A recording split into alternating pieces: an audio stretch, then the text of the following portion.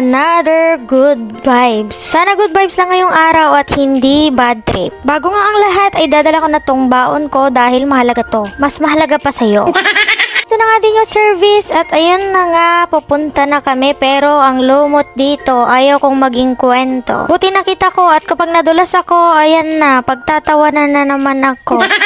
Sa wakas nga at nakasakay na din ako at pupunta na, lalarga na, papunta ng site. At dahil nga magsisimula na kaming mag-wiring ay dadaan muna ako dito sa hardware para bumili ng electrical tape. At ititape ko ang bunganga ng maingay.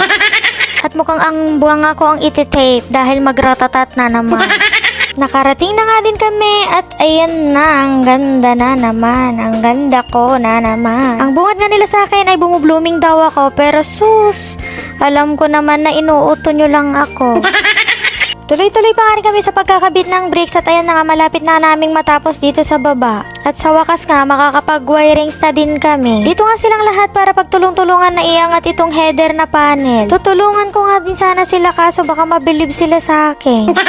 Pagtingin ko nga din dito sa likod ay malapit na nilang matapos yung pagre-render at maayos yung mga balanse namin dito. Pinapauna ko nga din tong labas kapag maaraw. Pagtingin ko nga dun sa mga nagwa-wiring ay napunta ako dito sa may CR. At bakit may manok dito? Sabi ko nga sa kanila pag hindi nila inuwi to, ititinola ko to. O di kaya ipinaupong panabong. Nag-CR nga muna ako at ayun na nga, nakakita na naman ako ng Diyosa.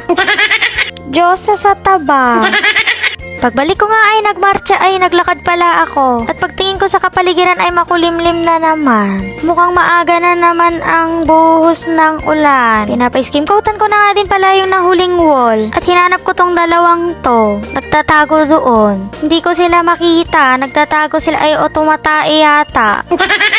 At pagbalik ko nga sa office namin ay may nakita kong merienda. May nagbigay na naman. Sabi ko nga baka may gayuma o di kaya'y laso. At dahil nagutom na nga ako ay kinain ko na yung baon ko. Para may lakas akong maglakad-lakad ulit. Inikutan ko nga din sila saglit para makita kung saan na yung natapos nila. At dahil magbalalunch break na din, bumalik na lang ulit ako dito sa office namin at nahiga dahil umulan na. Ang lakas nga din ng ulan kaya ang sarap din matulog. Dahil inantok ako, matutulog na lang muna ako, hindi na ako magre-relap. Umalis nga din muna kami, kasama ko yung driver para bumili ng utility box. Para matapos na sila. Dumating na nga din daw yung ibang stock ng materialis namin kaya sabi ko i-pick up na namin. Naging kargador pang ha. Bumisita nga din kami sa likod sa ibang kontraktor para makipag-close para makahiram ng ibang materyales. Pag wala na. Pagbalik nga namin ay napapwestuhan na din ni Forma ng mag-aasintada dito sa may gate. At sabi ko sa kanya bibilhin na namin yung materyales ng gate. Pagtingin ko nga dito ay nakalipat na din pala yung nagagawa ng spandrel. At pinalikan ko na yung nagwa-wiring kung saan na yung natapos nila. Dumidilim na nga ang paligid at sabi ko alis na ako at mag-grocery pa ako. Wala akong masakyan kaya nakiangkas na lang ako sa worker namin. Door to door, libre pa.